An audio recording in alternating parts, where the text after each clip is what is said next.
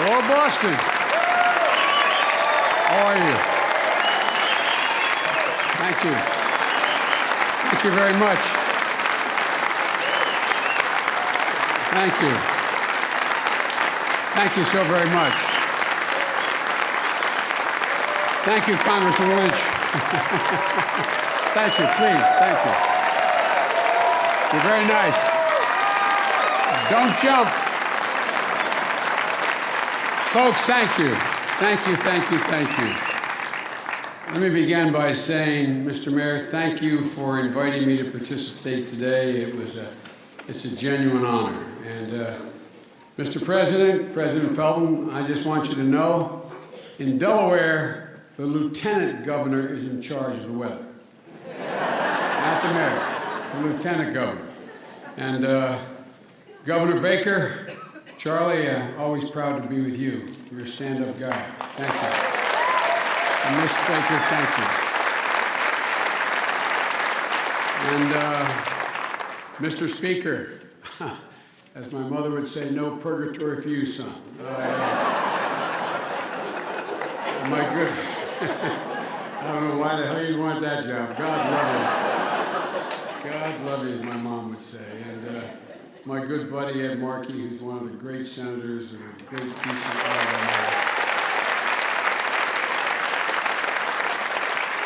Mike Capuano, thank you for being here and for being willing to sit next to Steve Lynch.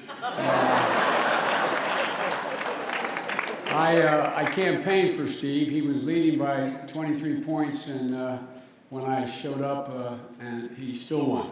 But it's good to see you, Steve. Thank you very, very much. And they tell me that I got a chance to say hello to the Attorney General. Mar, thank you for remembering my son Bo, who's Attorney General of Delaware. I want to thank you for doing that.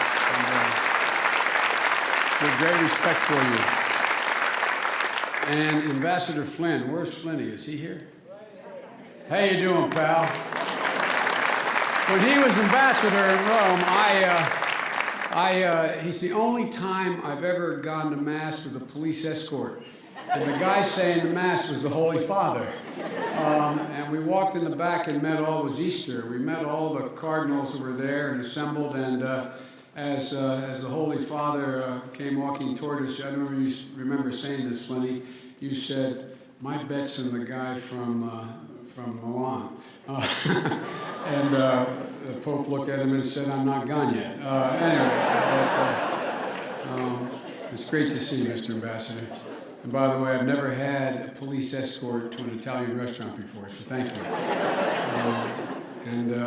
The members of the City Council, thank you for the job you do, and I say to all your spouses or significant others, you got elected to the job too. There's no way to hang that phone up when they call.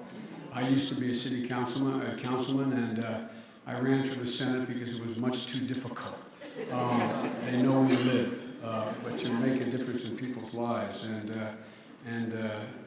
Maureen, thank you for orchestrating this, and Justice Bud, your dad must be really, really proud of you.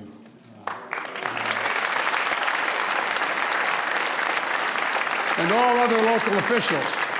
Well, it's great to be here today for the second inauguration of someone who I believe is one of the very best mayors in the entire United States of America. I mean that.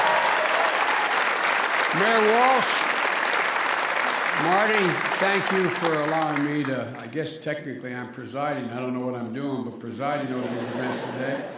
Now, I know you've all been privileged to have some really great mayors over the history of this incredible city. But I don't think it's going to be a surprise to anyone to hear me say that, in my view, Marty Walsh can proudly take his place alongside any of them. One of the great joys over the past few years is I've known Marty a long time, but getting to know him personally. This is a man of extraordinary character in a moment when we need more character and incredible courage. You know, there isn't not a phony bone in this guy's body. You know, Mrs. Walsh, my mom used to say, and I really mean this, and others have heard me say this, my mom used to look at me the time I was a kid and say, remember, Joey, you're defined by your courage and you're redeemed by your loyalty. She could have been talking about your son.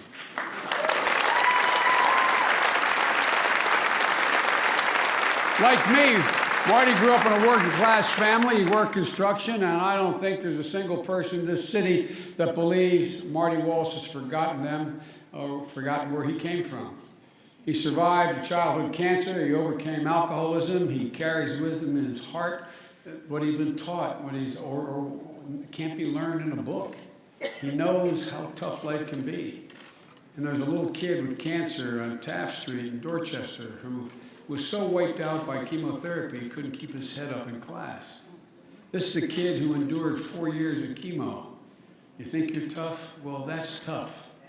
This is a young man who fell to the grip of addiction and knows the hopelessness that comes from the other end of a bottle. Do you think there's anyone in this city who believes more in giving someone a second chance than your mayor? I don't. I don't think there's a single person.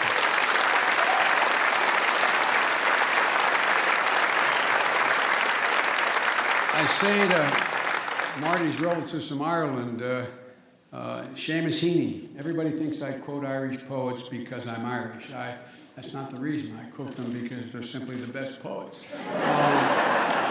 But Seamus Heaney said, and I think it's an insight into Marty's character, in my view.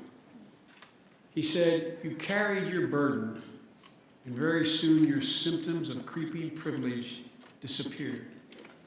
You carried your burden, and very soon your symptoms of creeping privilege disappeared. This is a man, this is a mayor, who will never ever forget where he came from or why he sought this job in the first place. He knows what he believes. He believes that every single man, woman, and child deserves to be treated with dignity. That's the basic fundamental principle.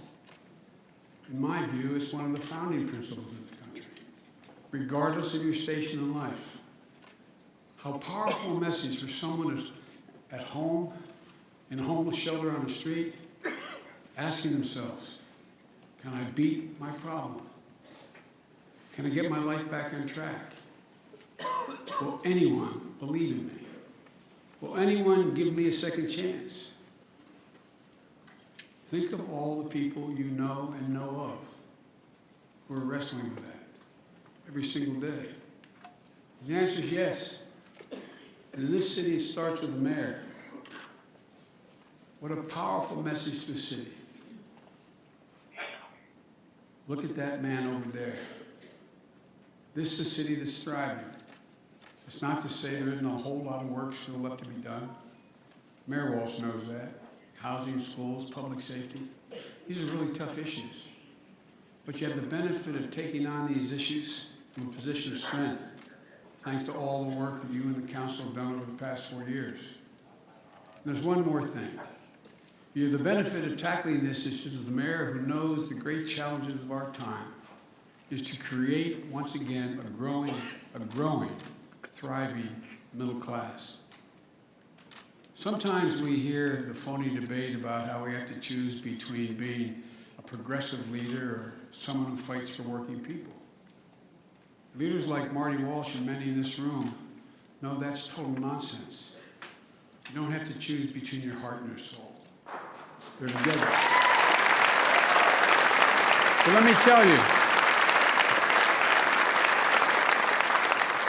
there's nothing more progressive than giving working people a shot, than fighting for a stronger middle class, than supporting your first responders who put their lives on the line every single time they put on that badge or uniform and walk out the door. Here's why. Because it's the most inclusive message there is. Everyone is in on the deal. Everyone. No one's left out. We don't demonize immigrants. We don't look for scapegoats. We don't deny opportunity based on race or gender or sexual orientation. We don't marginalize people. We make it clear that there's no place, none, for the ugliness of racism and hate. Folks, we're all in this together, and this guy knows it in his bones. That's when America's at its best. It's always when we've been at our best. Because it means investing in things that change people's lives, change them for the better. From access to continuing education after high school, to universal health coverage, to affordable child care, job training, a fair tax system. I could go on, but I won't. Because it means we're not only giving middle-class people the ability to fulfill their dreams, owning their own home, living in a safe neighborhood, being able to send their kids to school after high school, we're giving the poor a way up. We're giving them hope. Hope. It's about hope. It's about opening doors, not closing them. You know, I was asked, I've spent more time with President Xi Jinping than any person in the world, any world leader, for a strange series of reasons. But I had 25 hours of private dinners with him. I was in Chengdu, which is a city of 22 million people on the Tibetan Peninsula, on the Tibetan Plateau. And I think I told this to your senator. He asked me, he said, can you define America for me? Just he and I each have an interpreter. I said, yes, Mr. President, I can. One word, possibilities. Think what the hell we're about. Unlike any other country in the world. Unlike any other city in America. It's about possibilities. It's about really believing anything is possible. That's America. That's Boston. And I don't think there's a mayor in America who better understands the middle class, who has done more to fight for its revitalization in the years ahead than your mayor. So let me finish with this. We're at a moment, I think the governor would agree with me, when mayors and governors matter more than they ever did. We need leaders who will stand up against the ugly divisiveness spewing out of Washington every day. It seeks to tear this nation apart, treat us as if we're tribes. We need leaders who know America is made up of neighborhoods. Neighborhoods. We need leaders who will stand up for the core values that we're taught as kids: respect, equal treatment. Hate has no place. We'll be given no safe harbor. There's no limit to how high you can be raised. And that's in this nation. We leave no one behind. Congressman Lynch, when you and I were going through your old neighborhood, what did people talk about in the projects? They talked about possibilities. That's Boston. This city showed its character in the aftermath of the Boston Marathon bombing. I had the great honor of being asked to come back and speak in the one-year anniversary. And I ended the speech talking about how incredible you all are, and I mean this from the bottom of my heart. How incredible you all are. When I said, Boston still owns the finish line. The rest of the nation looks to you.